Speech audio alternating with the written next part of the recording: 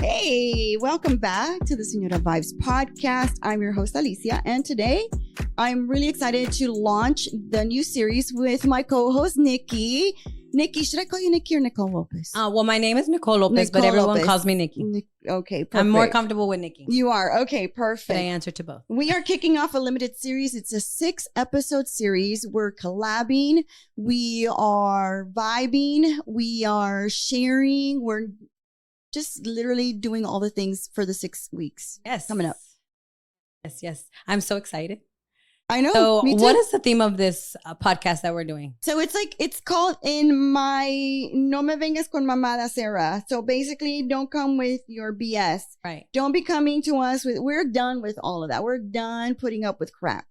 Right. With the BS, with the bullshit. Right. And so we want to speak on behalf of the women 40 and over. Yep. That are transitioning. Our señoras, right? And the señora era, where we're transitioning from, you know, I know for me, being I'm still full-time mom, but like a mom with small children or children that are in primary school, secondary school, you know, now they're growing up. Some of them are graduating. They're going off to college or having their own families. And now I'm in that era. I know. It is. I'm drinking coffee at 12 o'clock in the afternoon and planting plants and pruning and stuff like that, right? I know. I see all the plants. I see, are we a plant lady here or what's going on?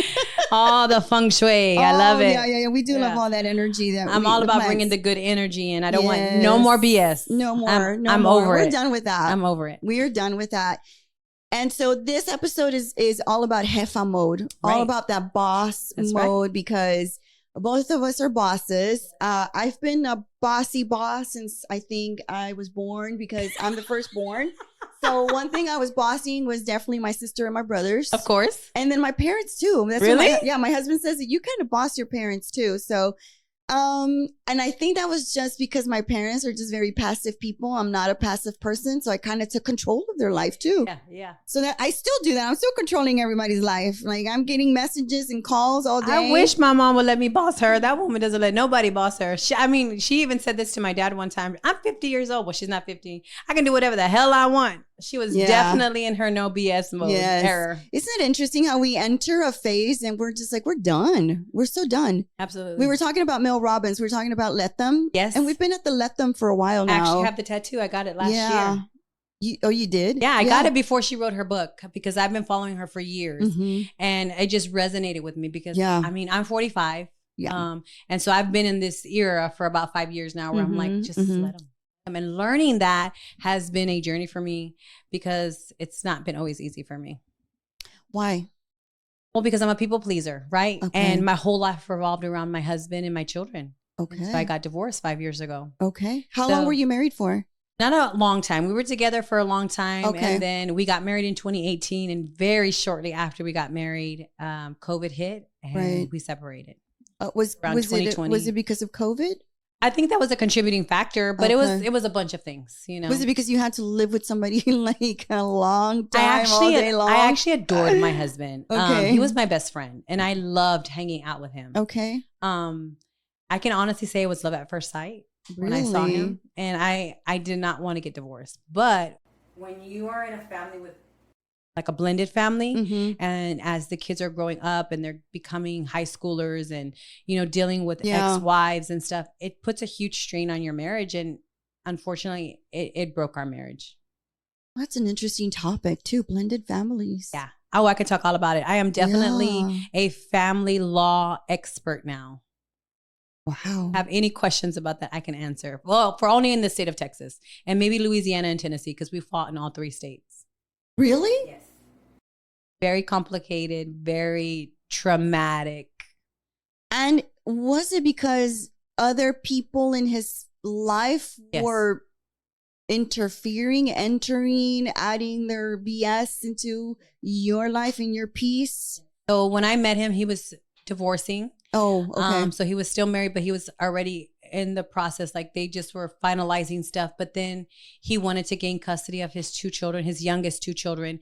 And so that delayed a lot of things. Okay. And it became very complicated because his daughter was not of the marriage. She was adopted. Okay. So it made things very complicated.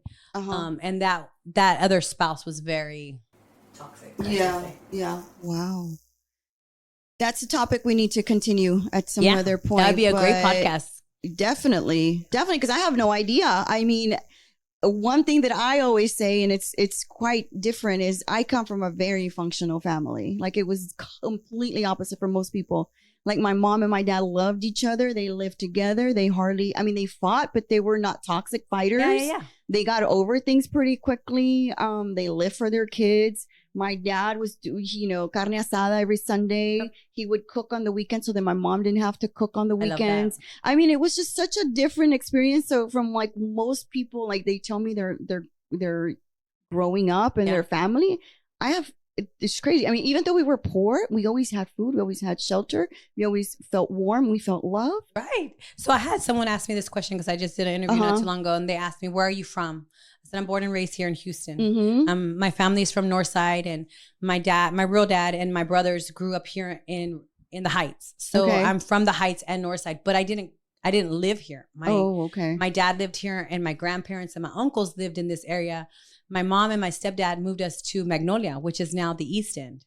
Okay. And so we had a very small 2-bedroom house, but I never knew we were poor if we were poor. Yeah. I don't ever remember feeling poor. I'm sure we were, but I don't ever remember feeling it because I grew up around so much love.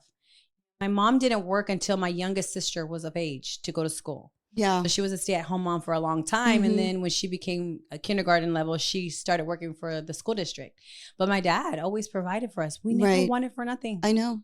And I know I got to have because I'm the oldest. So I got the new clothes and my sisters were wearing my hand-me-downs, but they cared, It wasn't like they were No, rags. My sister loved it when I had clothes that didn't fit me anymore because she liked all my stuff anyways. She would come into my closet. I would always just tell her, if you're going to borrow something, just put it back on the hanger. Exactly. But because she's messy. She could be a little messy. And I was like so not about that. But yeah, like it's interesting how, and like now as a 50-year-old woman, I'm thinking about like, what was my mom doing at 50? Like, what was her life? And I do remember this, that she got breast cancer at 52. Really? So one thing that's always in the back of my mind is I'm always very conscientious about getting my breast exams, getting my pap smears, getting all my well woman exams, making sure that my hormones are good and like calibrated because I'm going through perimenopause. There's just so many things that I think about it. And I remember before she passed away, I asked my mom because I was going through something. And I said, when did you start your menopause and your perimenopause? And she was like, I was like 42 or 43. Wow. After she had my brother. And I was like, that's crazy. Because for me, it started like at 45, 46. Wow. Yeah. And I was like, it was really nice to kind of have that conversation with her. So like now we're going through those transitions that our moms went through. Oh, right. That's crazy. It is. So my mom had a hysterectomy. I'm probably in her 40s. I don't even know what the actual age was, but I recently found out that I need to have a partial, right? And so I was talking to her about it because my sister had a partial. My baby sister had a partial. And man, she bounced back in 2 weeks. Well, my doctor's telling me I'm going to have to be down for 6 weeks. And I'm like, wait a minute. Really? And I'm very nervous that I'm going to go through menopause. Well, of course, they tell you, no, we're not taking out the ovaries. We're just taking out the uterus. So you should be fine. And my mom had a full hysterectomy and has yet to go through menopause. I'm like, you're lying. I don't believe you. She said, I haven't. I don't have hot flashes. I don't have mood swings. I'm wondering it's because of that she doesn't have those symptoms. I don't know. Yeah, because sometimes if they do leave the ovaries, you still feel the same effects of like a regular, because that's what's producing the hormones. Right.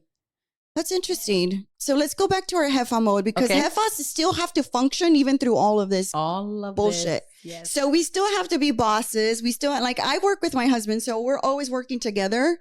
And there's times when I'm like getting phone calls from my family. I'm getting phone calls for the podcast, from the kids. My sister calls me for something. My brothers will call me for something else. You're in Jefa mode all the time. And he doesn't want me to disconnect from when I'm doing stuff with him. He wants me to be super connected when I'm there with him. Right. Because he's counting on me to do my part in the business with what we're doing, right? I mean, it's understandable. So we have to really learn how to compartmentalize And balance. Everything. And separate emotion, separate this conversation I just finished on the phone with what's going on here at this meeting. Like, right? Yeah. So I always joke and say that women are superhuman. Right? Sure. We're superheroes. We can be a boss in several different businesses and at home. God bless you. And going home, taking care of our children, taking care of our husband, cooking the meals, cleaning, on top of everything. Mm-hmm. And your children are not young anymore either, but I know young, they're older. Yeah. So when mines were younger, I mean, we did football, baseball, ballet, tap dancing, softball. Mm-hmm. I was a chauffeur. I always joke and people are like, you're crazy. I always say I was the Mexican Martha Stewart. I was baking. I was creating crafts. I was baseball mom, PTO, all of it. And I still work doing hair at home. And you still did all of that. Like, that's a lot. That's a lot. Like when my kids were growing up, I told my husband, I said, we're not putting them in sports. Saying they'll get into sports when they're in high school and they can go on their own because we're not doing this weekends. We're not doing the evenings. That's my time because I'm exhausted and I just want to come home. I don't want to go to a field. We're not cheering. I don't want to socialize either because then you got to socialize. Yeah, I'm tired. I don't want to do that. You can't just go to these games and sit down and not talk to the other parents. No. Yeah. Nope. Yeah. So we're Jefas all day, every day. So you give me a little bit of like your history on how you got your salon. Okay. Tell me about that. I'll take you all the way back why I decided to do hair. So I come from a blended family also. My mom and my real dad separated when I was 1 and my mom married my stepdad when I was 1. So he raised me, but I always got to see my real dad on the weekends and stuff like that. And I remember him telling me all of the time, if you find something that you love, and you can make a living off of it, then it won't be work. Mm-hmm. It's your passion. Find your passion. He used to always say that. And my dad worked for HISD, the warehouse, for years and years and years. And when he passed away, that was one of the last things he told me. Don't forget, find something you love. You know, be like me. Don't work behind a desk if you don't want to. Mm-hmm. And so when he passed, I wanted to be a chef because my mom and my stepdad had their own catering business. Oh, wow. And so I always saw them. Not only did they have regular jobs, but they also had a side hustle, right?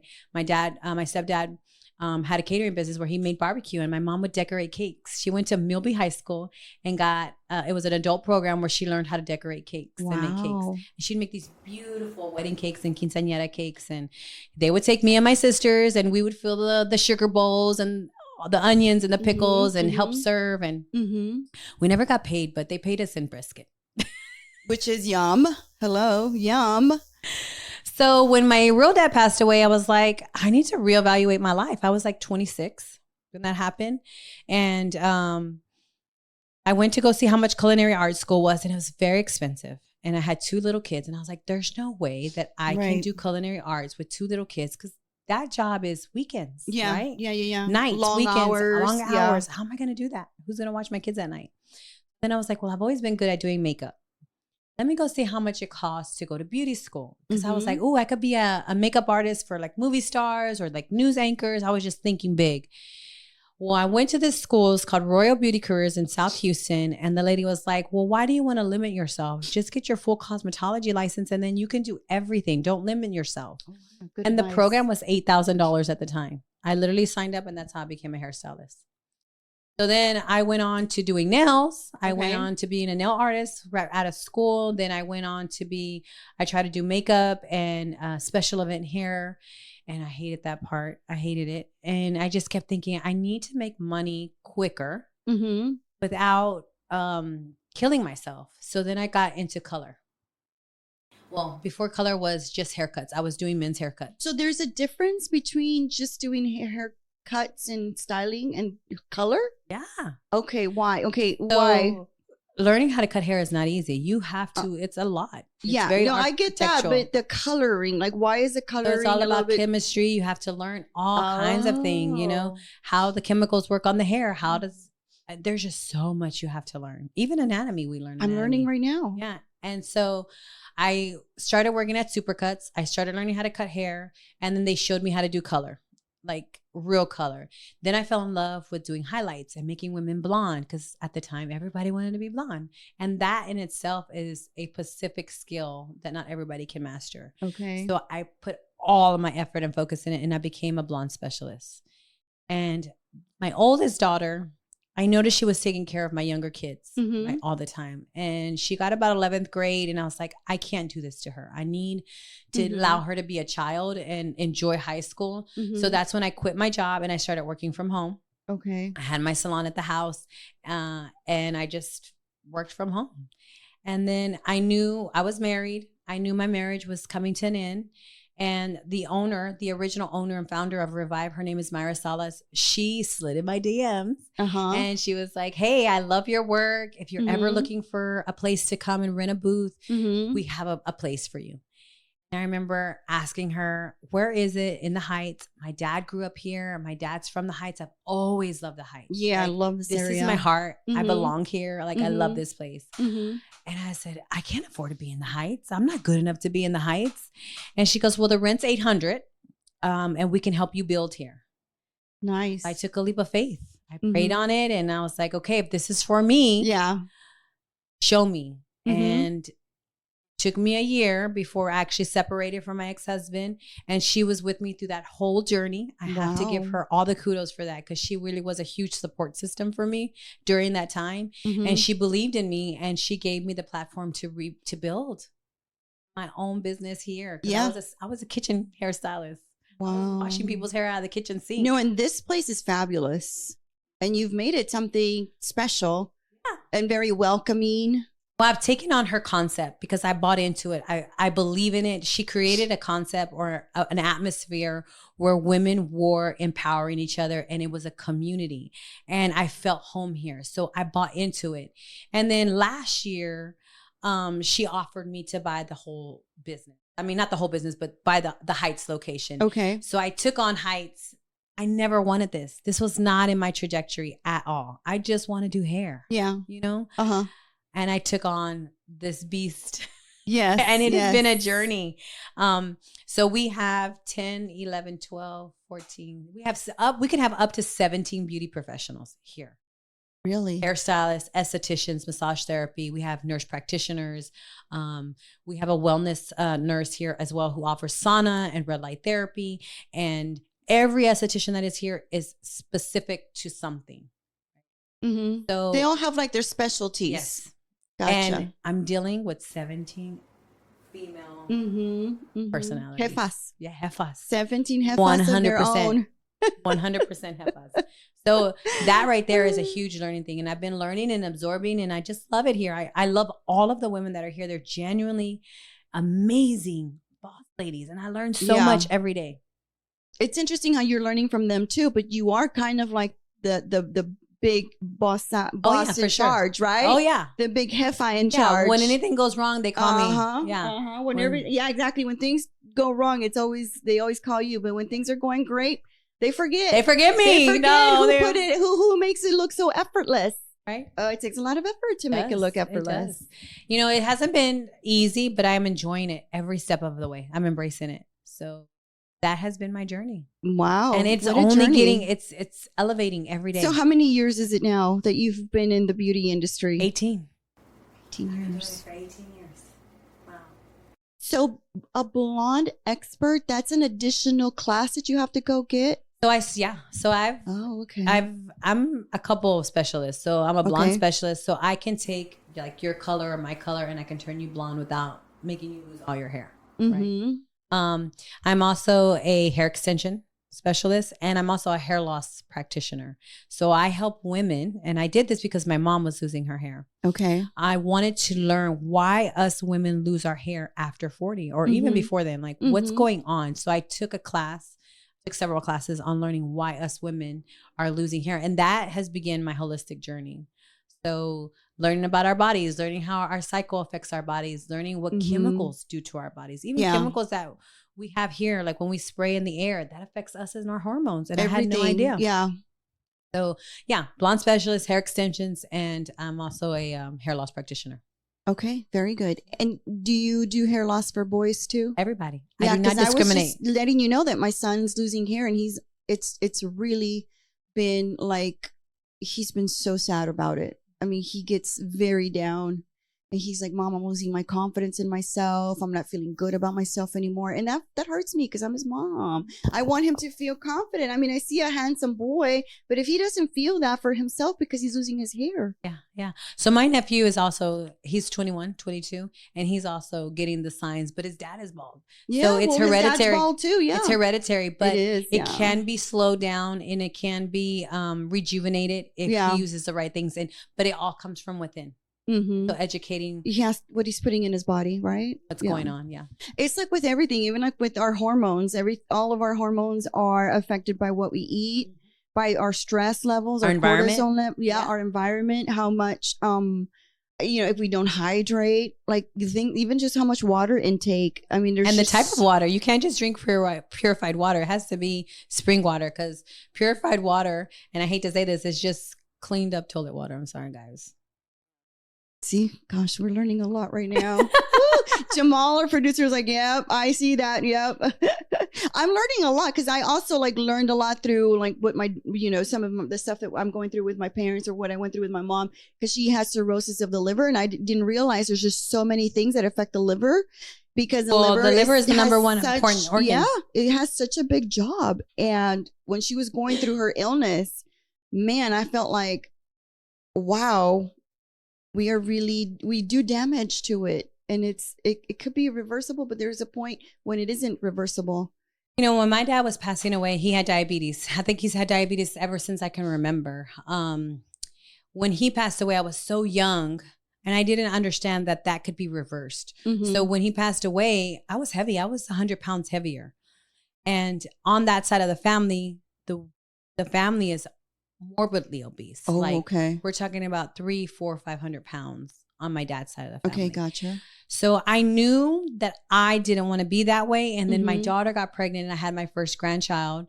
And I was like, I want to play with him. I want to run with him. I want to go out on the slide with him. I don't want to be a grandma that is just sitting and can't do anything. Yeah, you are. And so I began my journey in 2018 of changing my diet. And researching and like really understanding what food is doing to me. Mm-hmm. And then began my journey of hair loss because that also is connected. So I'm learning anatomy. I'm learning how the environment and products and all these things affect our body to keep me healthy. Yeah. Yeah. And you have to stay healthy if you want to be a jefa. You have to take care of yourself because then self-care is so important. Yeah, especially for people who have such high stress jobs or where somebody counts on you for like you're constantly putting out fires, right? There's always something going on. Either you have to go in and support somebody's, emotional breakdown or a toilet breakdown. It could be any breakdown. You're dealing with all of them because you're a boss and you have to deal with all those things. For me, I think my transition into entrepreneurship just happened because I was honestly I had been teaching for a long time. I wanted to open my own boutique and I had I had a space over there by my house. And I really wanted a space, number one, where people could come and meet and like have events. So I hosted a lot of events. And then I also taught because I'm a teacher. I'm a trained teacher. And so I had classes. I taught classes there. And then meet, shop, and learn. So I travel a lot. So I always bring things back from my travels. So everything that I had there was like something that I brought back from some place special that I had been to, right? Wow. So I would sell things like that. And that's where I met my producer Jamal. He used to do my photography. He used to do my flat lays. Remember, Jamal? We did some really good flat lays, really beautiful stuff. And that's how we started working together. And then, the podcast came after that because for me, it was what made you want to do the podcast? Well, I needed a creative outlet because I closed the store, honestly, because we were moving to the Heights. That was really the reason why we were moving because my lease was up at the shopping center where I was. My landlord was horrible. He was awful. He wasn't very helpful. He was just kind of like letting the shop just go down. He wasn't cleaning it. It was messy. It was bad. So then we were like, okay, we're going to move back. We're going to move into the Heights. It was a more discerning environment too. The more, the ladies here really know what they like and what they don't like. And so I figured it would be a better space for what I was trying to do. And COVID happened. So the plans just sort of fell through. My husband sold his business and then he started doing real estate on his own, and he was doing actually commercial. And I didn't have my teaching anymore. I didn't have my store anymore. So I decided to start the podcast because I needed a creative outlet. Yeah. Like I just need that for myself. Kind of like how we talked earlier with the other guests. Like I always felt like I needed something. I can't just stay still. Right. I just can't. Well, so you have a purpose, right? Yeah. And for me, it was like exposing other women, other things that are out there. And then for me, it's always about teaching others something that I learned along the way. And let me help you. Let me teach you how you can do that too. Let me give you my knowledge. Yeah, of course. Of course. So that's kind of where that came about. But I think for me, being a boss just comes very natural. Like, and I embrace it. I take it on. I embrace it and I take on challenges.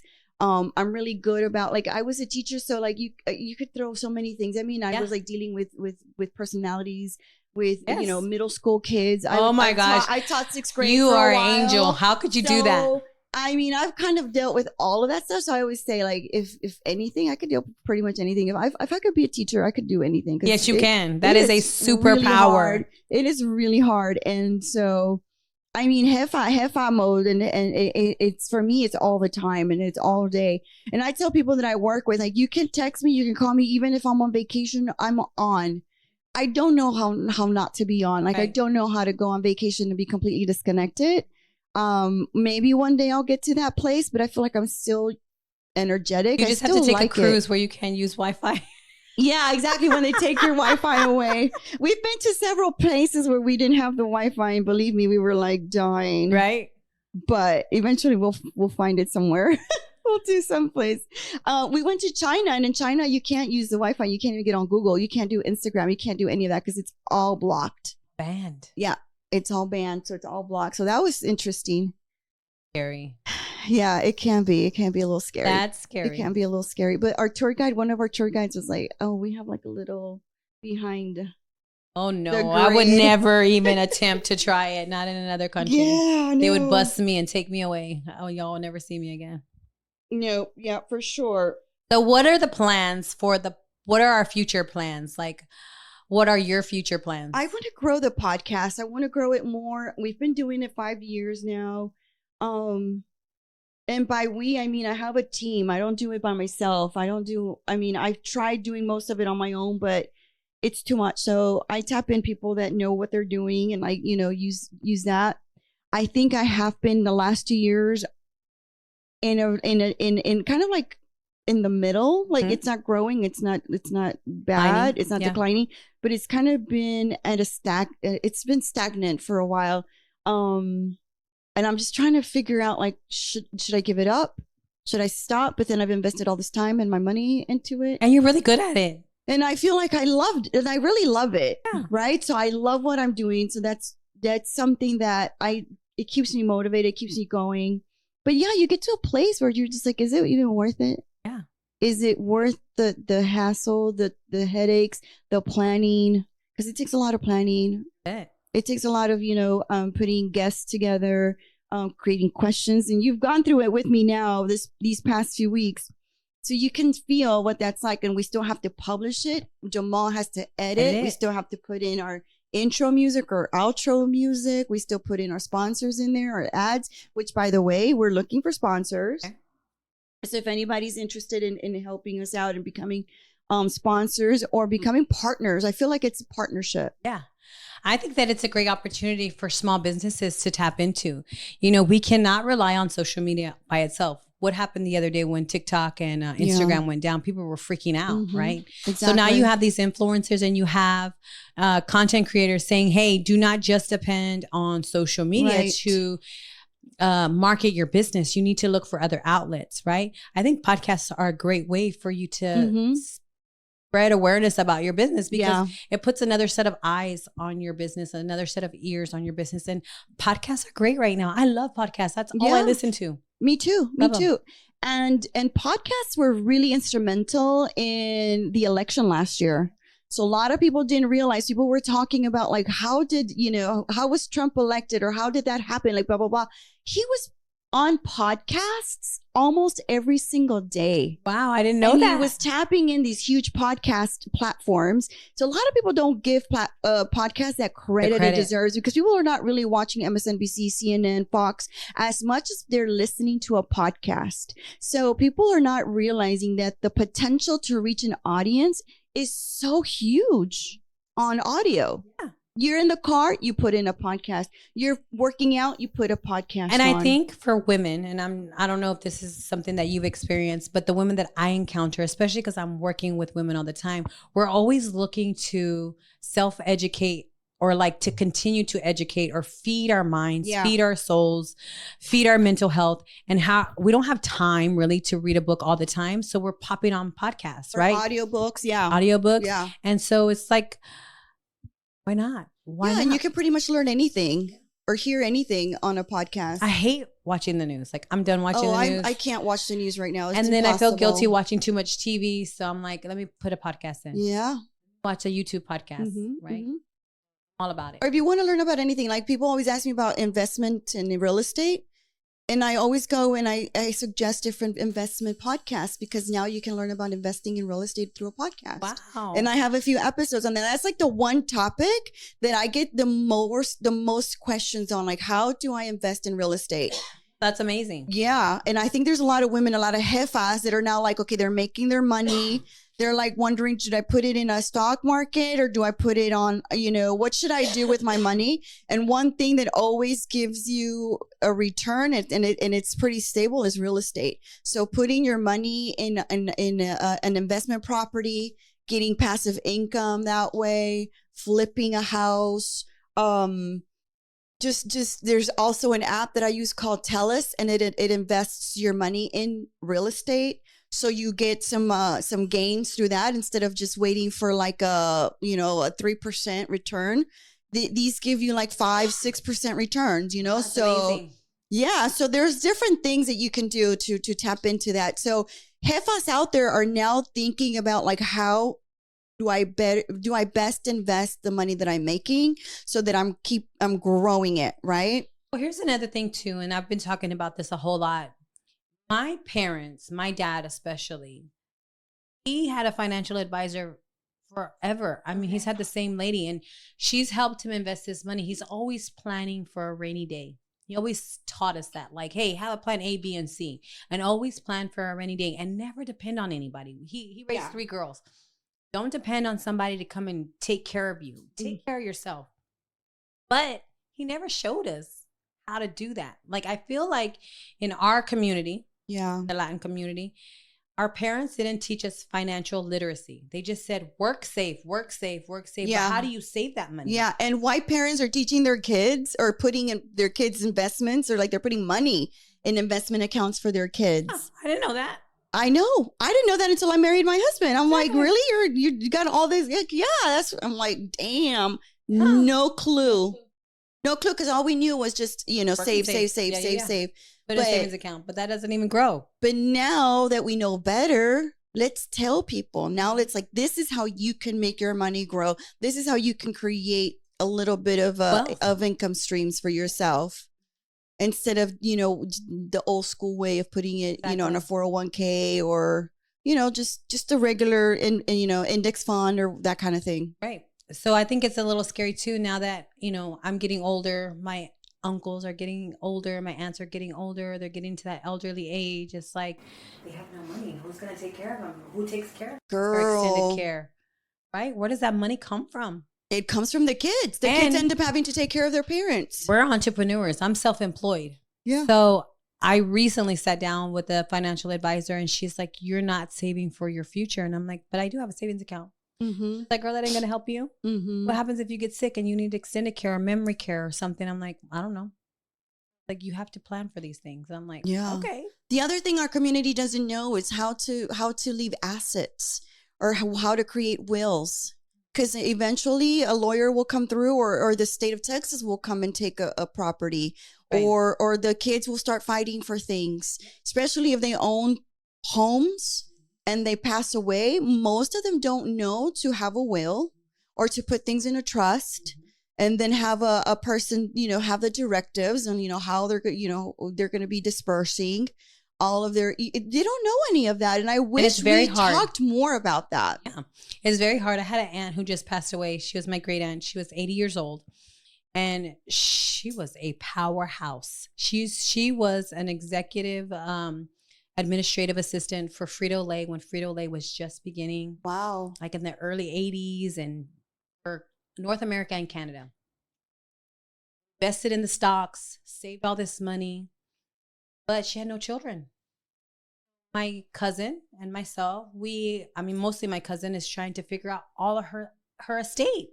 And she left all her money to her brothers and sisters who are in their 80s. They're elderly. Mm-hmm. They're like, they can't do anything with it. So then you have to go tell their cousin or their and that is opening a Pandora's box. Because I'm telling you, once money gets involved and people get crazy. They get crazy. And that's why it's so important that they have like a really like strict will that says this is what's going to happen. Yeah. Very intricate or very well detailed. Yeah, exactly. See, those are Jefa moves. We got to start making those Jefa moves now. This is the perfect time for it. And I think educating our younger generation, like how to do that. I don't want to leave that mess for my children. I don't want them to be fighting over anything. Yeah. No. So I'm just going to spend all my money and not leave anything. That's good. That's the perfect scenario. I worked really hard for it. I should. This episode of the Señora Vibes Podcast is brought to you by our official sponsor, Revive in the Heights Salon and Spa Studios, a one-stop beauty destination right in the heart of Houston. That's right. Revive is more than just a salon. It's a whole vibe. It's a community of women-owned businesses offering everything from custom facials, lashes to hair, massage therapy, sauna, red light therapy, and more, all under one roof. Whether you're overdue for some self-care or you're ready for a full transformation, Revive in the Heights is where beauty, wellness, and empowerment come together. Visit us at Revive_Salon Spa on Instagram to book your next service or check out our lineup of talented professionals. Come for the glow up and stay for the sisterhood. This episode is also sponsored by Hair and Beauty by Nikki L, where custom color, luxury extensions, and healthy hair care come together with purpose and passion. Nikki is a master colorist, extension specialist, and the founder of Hair and Beauty by Nikki L. She's all about helping women feel confident, beautiful, and seen from the inside out. Whether you're looking for a bold color transformation, seamless hair extensions, or a solution for hair thinning, Nikki has 17 plus years of experience and a heart for empowering every woman who sits in her chair. Ready to fall in love with your hair again? Follow at Hair and Beauty by Nikki L and book your appointment today. Your crown deserves expert hair, and Nikki's the girl who does hair with heart. We're talking about our no BS, right? No BS era. Jefa mode. So for you, in your businesses, right, your boutique and now all this stuff that you're doing, what's one of your, like, I don't want to deal with that BS experiences? Okay. Joining groups. Oh. I'm done joining groups. Okay. I'm like networking groups? Yeah, like networking groups. I'm done joining every single networking group. If I don't feel aligned with it, I'm not networking with people. Yeah. If you're the type of organization that doesn't have it together, when I walk in the door and there's no person greeting you, no registration, none of that, I'm not coming. Yeah. I'm just done with all of these different women's groups. Yeah. And they're charging a lot of money. And they're charging money. And sometimes they don't even support you. And they don't support you, and they don't check that you paid. Some of them just let people in. And I'm like, why did I pay $60 for what? So yeah, I'm done with them. I'm not dealing with that BS anymore. And I'm not dealing with basic organizations anymore. Right. And people continue going to them, and I don't know why, when you're not doing anything that's like people are supportive. Bored. You're not doing anything supportive. You're not really helping people. Like, there's this one organization that the lady, honestly, that ran the organization, she used to hire men to come and do like photography. And it was a women's group. And she had photographers in her group. Why the hell are you not tapping the women in your group? Yeah. She would hire makeup artists outside of the network. Like, you have a makeup artist in your group. Yeah. She would shop at different stores. I'm a boutique owner. Why are you not shopping at my store? And I'm a part of your group. I'm paying a membership. Yeah. Like, there's so many ways that I was like looking at it like, wow, you really are not supportive. You're just taking this money from the membership and just using it for yourself. Right. As opposed to making that was her way of making income. Yeah. That's so do you have any like organizations that you do like? Well, the hotties are great because they're young. And I think, young girls always bring a really great energy. And I'm learning a lot from them, So they call me their OG hottie, which I love because I am an OG. So yay me. So I love that group. And I think that's really it right now. I think that's really it. I'm really kind of like done with a few groups that I'm just super annoyed with because I gave a lot of my time. I gave a lot of my money. And then they were completely unappreciative. They used me for certain things. Yeah. And in my giving heart, I was a giver. I was doing. Yeah. And then. Yeah. Lesson learned, right? Lesson learned. Yeah. So what about communities? Like community outreach programs? Like that's another way of networking, right? Like you took me to an event that was for the Wesley Center. Yes. Don't they always have community events also? They do. They have community events. And one thing about that one is it really does what it's supposed to do. Like your IC programs for GED programs.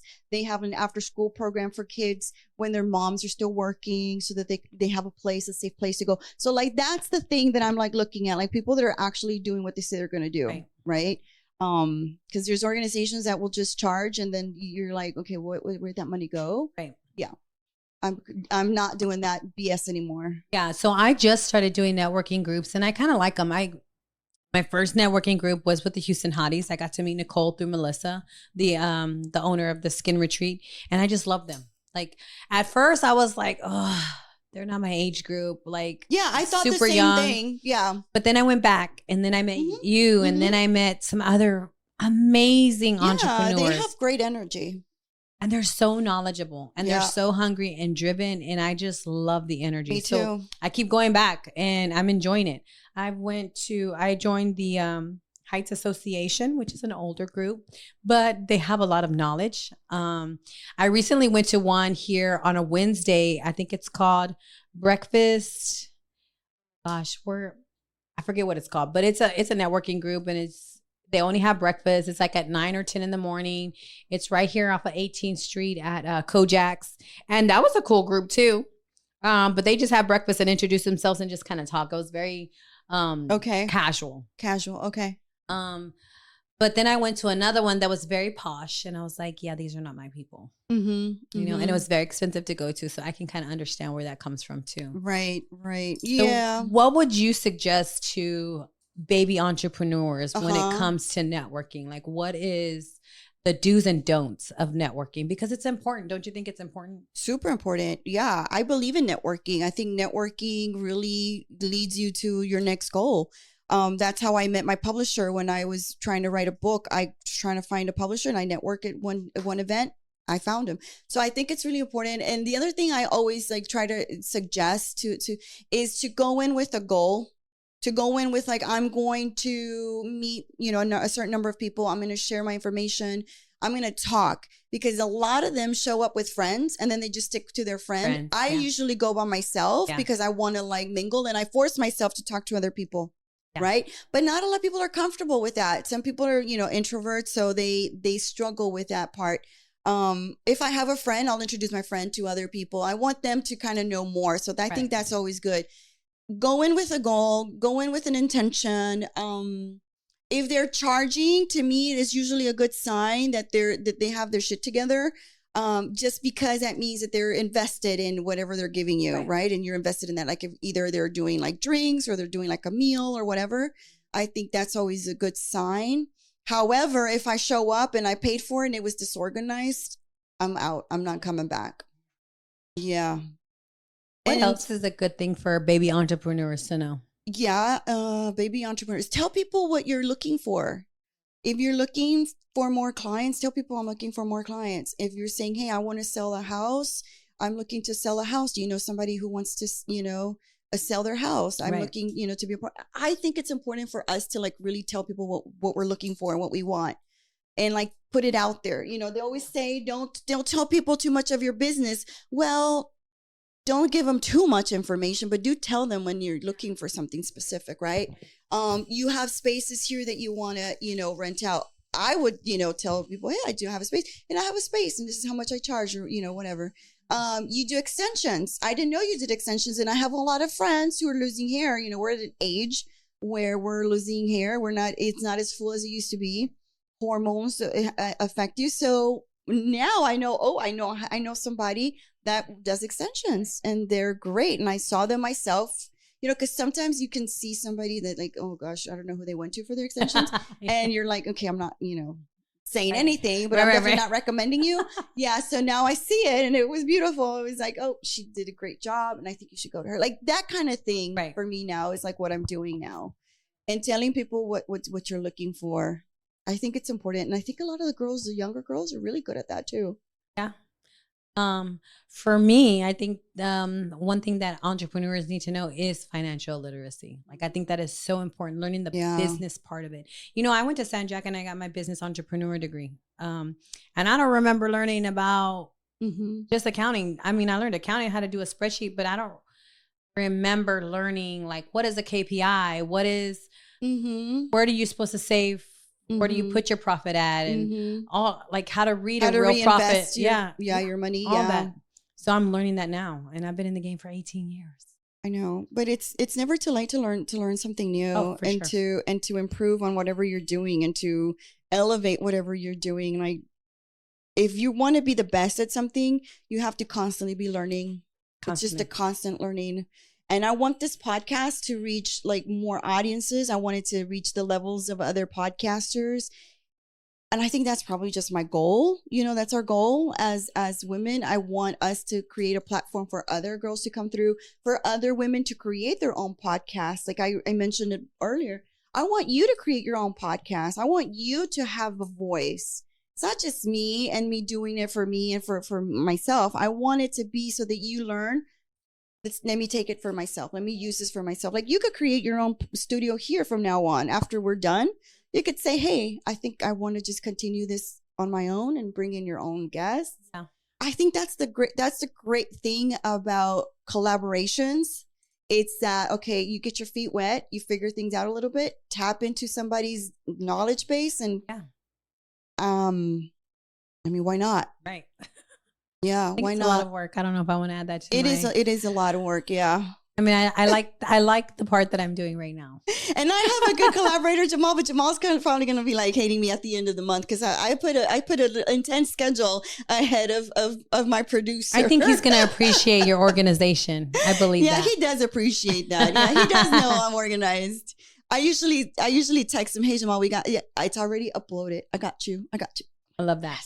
Yes. Yeah, and it's good to work with people you've worked with for a long time because they know your process. Yeah. And there's trust. And there's trust. And that's another thing, becoming a salon and spa suite.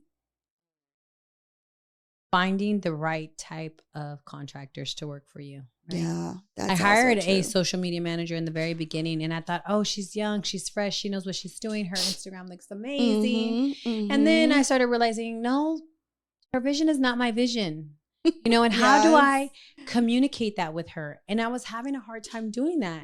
And nothing on her part, because she was great at what she does, and she is great at what she does. It's just wasn't my person to do that, right? Yeah. So finding the right contractor, finding the right people, showcase your brand and show your representation is key. Yeah. I don't want to say wasted because that would be a negative word, but I've used money in places. Of course. But, I have too. I mean, I was invested in a marketing person and they completely let me down. I invested in a website person and they completely let me down. And so it was money that I literally, like, it hurt my heart, but it was a learning lesson. Right. And how did you deal with that process? Because I had recently, like about a year ago, had that happen to me too, where this marketing person took advantage of me and the other owner at the other Revive, and literally took our money, conned us. And then I'm talking to other business owners. Sometimes it's just easier to just let it go and keep moving forward, because you're wasting a lot of time and energy trying to, make things right. Because I can be very vengeful too, and I can be very petty about things. But if I let it fester, then I'm not doing the best for my brand and for my business. All I'm doing is, I thought you were telling me something. All I'm doing is just going back and regurgitating stuff that's negative. And I don't want that for my brand. I don't want that for my, it steals your energy and your joy, right? It steals your joy. And one thing you're just going to have to learn as a business owner, this is like advice for young jefas and jefas out there. Yeah, we all think we've already done our due process. We've already vetted people. They could still, because you've been in the game for a long time, right? Oh yeah, I've been at it for a long time. And even in real estate, like you think, okay, you've got the right people. No, girl, you don't. A lot of times you don't. Like we deal with contractors too all the time. And sometimes they come through and sometimes they don't. And now you're like, okay, then you're off my list. That's too bad because you're losing money. But that is your decision. And so I don't know. That's something we have to learn to let. We have to learn to let go, because I don't let go of things. You're Scorpio, so you're probably even worse. I'm a Libra. You're a Libra. Okay, no, so you're probably. I'm very nonchalant. I let go of things very about easily. That. Yeah. I can be very vengeful and very mean and petty, and I'm always trying to figure out how I'm going to get somebody back. But that's just not good energy. That was the old Nikki, the teens and 20s. Yeah. I was ready to scratch your eyes out, but now I'm like, all right, whatever. God's gonna get you. Or I think I get karma will find his way to you. I get to that place too now. As an older girl, I think I just figure, you know what? Eventually, you're gonna get yours. Yeah, and I don't want to create any more wrinkles on my face. And it's not doing me any favors, and being petty and being nasty and just feeling this nasty, ugly feeling that I have inside. But at some point, I just let it go. Just let it go. You just say, okay. My dad used to tell me, it's not what you say, it's how you say it. He was like, you need to learn the art of telling someone F you without saying F you. And I'm like, how do you do that? I don't understand that. Yeah. I just want to be direct and go for the jugular. I know. And we just hired a social media person that's going to help us. So Swan is amazing. So I'm really, really becoming super, and this is a lesson for me, is letting go of control. Because I'm a control freak. I love to control everything. I'm always controlling everything. So when she tells me, she's like, I got it. I have to learn to, and that's another Jefa move that I'm learning at 50 years old, is letting go of control. Delegate and trust. And she tells me she got it. She got it. She's and she may not always have it. She may not have it. I know, you may not have to give her that opportunity. Right. You have to give her the opportunity. I have to give her that opportunity. But she's going to be learning you, and you're going to be learning her, and hopefully. Because I will want to micromanage everything, and I don't want to micromanage everything. Like with this collab that we've got going on, and you're taking on some of this stuff, I'm like, yay. Well, that is something that people have complained about me. You cannot give me a project and me not be 100%. So I don't know how else to be, but 100%. Either. So I was like, I'm just going to do this. I'm going to give it to her. If she doesn't like it, she'll tell me, right? Yeah. I mean, I was like, I'm giving her the whole podcast. Yeah. If she likes it, she likes it. She doesn't, she doesn't. Exactly. And let's just go with it. No, but at the same time, that comes with our growth, right? And knowing, okay, if you're going to be a collaborator with me and you're doing this at 100%, the only thing that's coming from me is appreciation, because I typically give 100%. And when somebody else is matching that energy for me, then we're good. Yeah. Because guess what? I've worked with another girl, and Jamal knows this, at the very beginning when we first started doing our podcast. Remember, Jamal? That girl would show up 15, 20 minutes late to everything, wasn't prepared. She came in with the nastiest boyfriend in the world that was the most pervious man, and he would be in our meetings. I'm telling you, this is awful.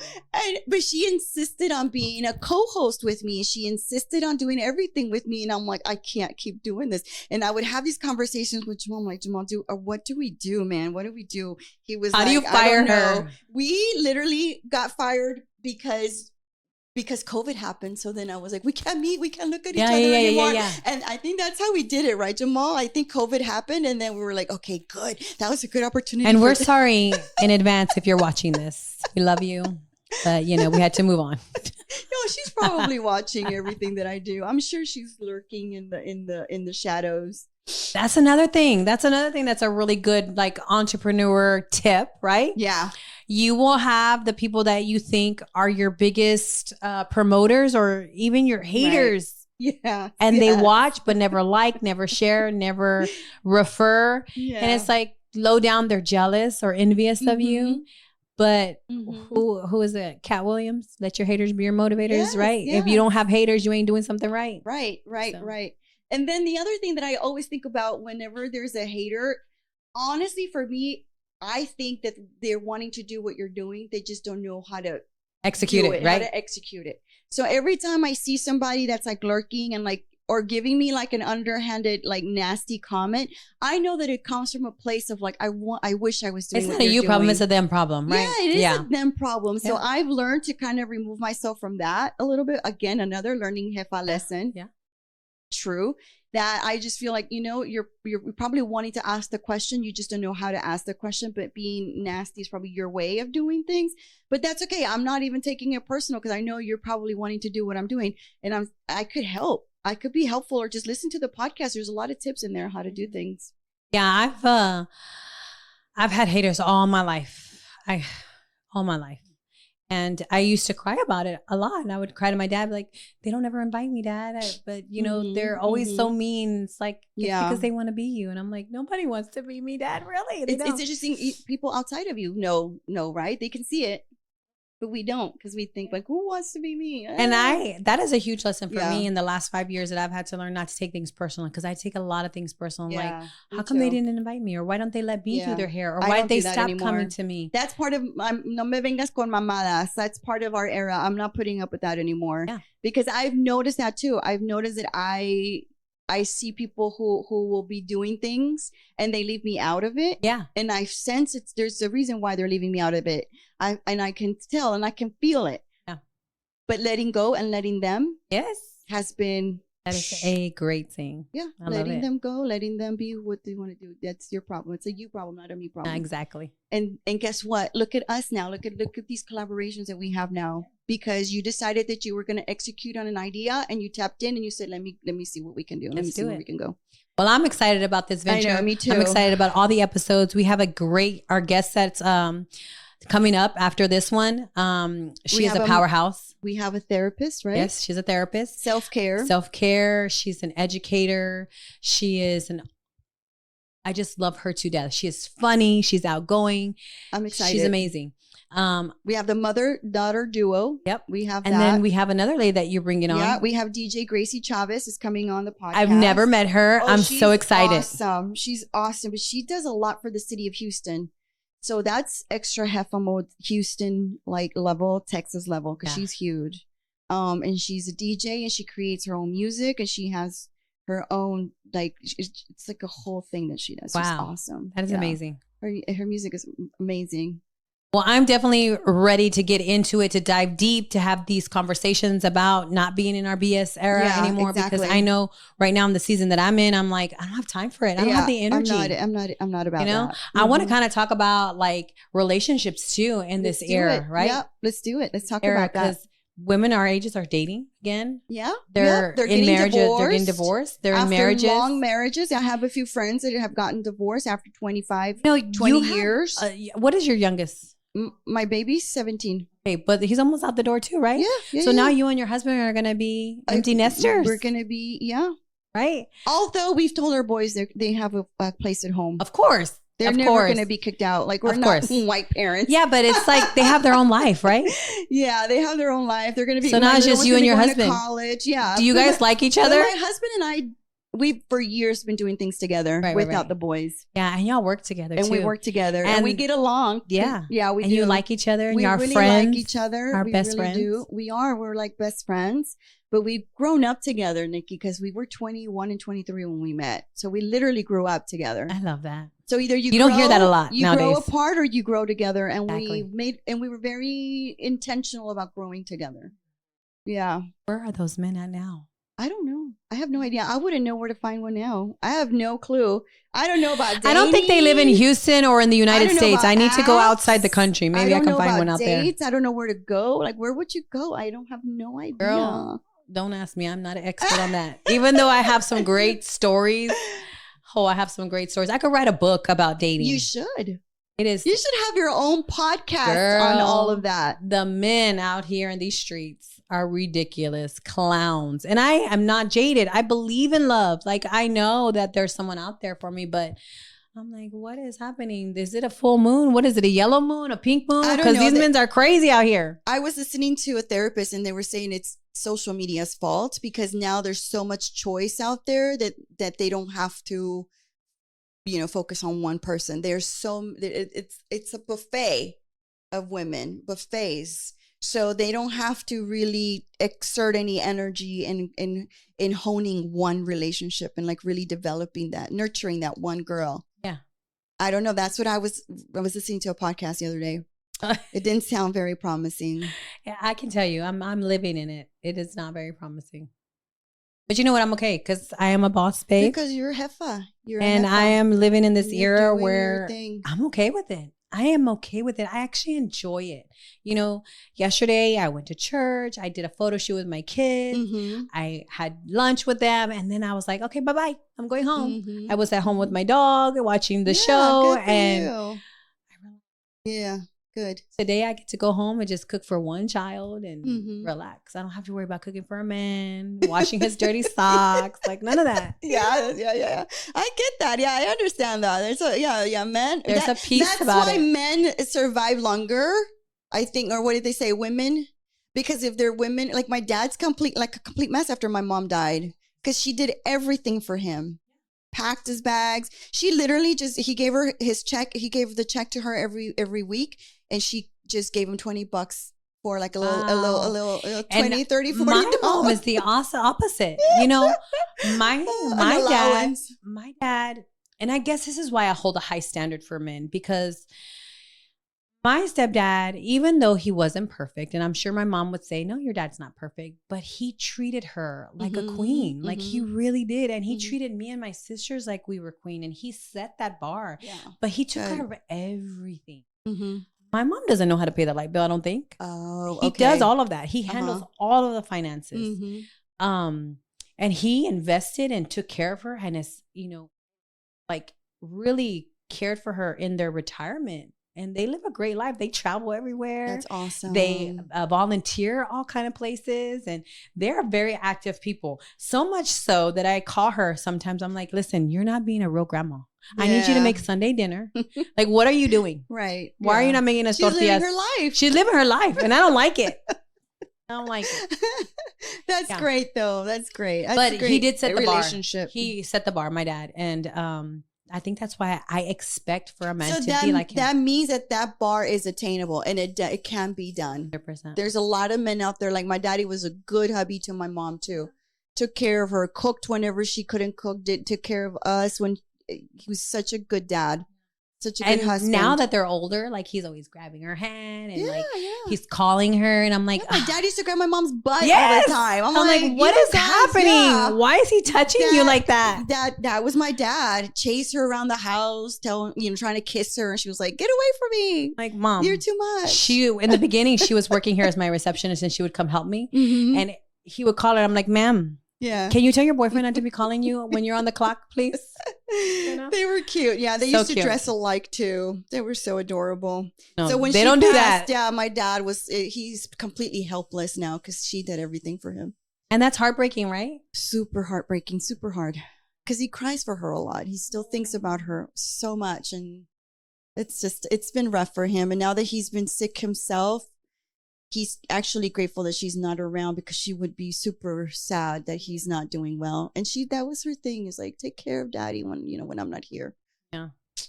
I love that part. It's been a good episode. Thank you so much, Nikki. I can't wait for the next episode. Right? And I'm excited for what's coming. Yes. It'll be great. So we need to let everyone know to subscribe to the channel. Yes. And share on all of your social media platforms. Also, we do have sponsorship tiers. Yes, we do. Have 3 or 4 sponsorship tiers. Yeah. We're also selling our shirts for $30. We're taking orders. Please support the podcast. We cannot do it without you. Absolutely. We're gonna have some great episodes, some great guests, and I look forward to it. I can't wait.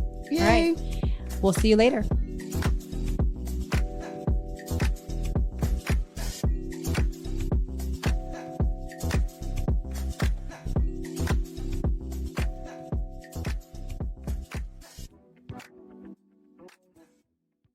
This episode is sponsored by Revive in the Heights Salon and Spa Studios, Houston's go-to beauty collective for women who want it all in one place. From facials to lashes, hair to massage, Revive is home to a powerful lineup of women-owned businesses here to help you glow up and feel your best.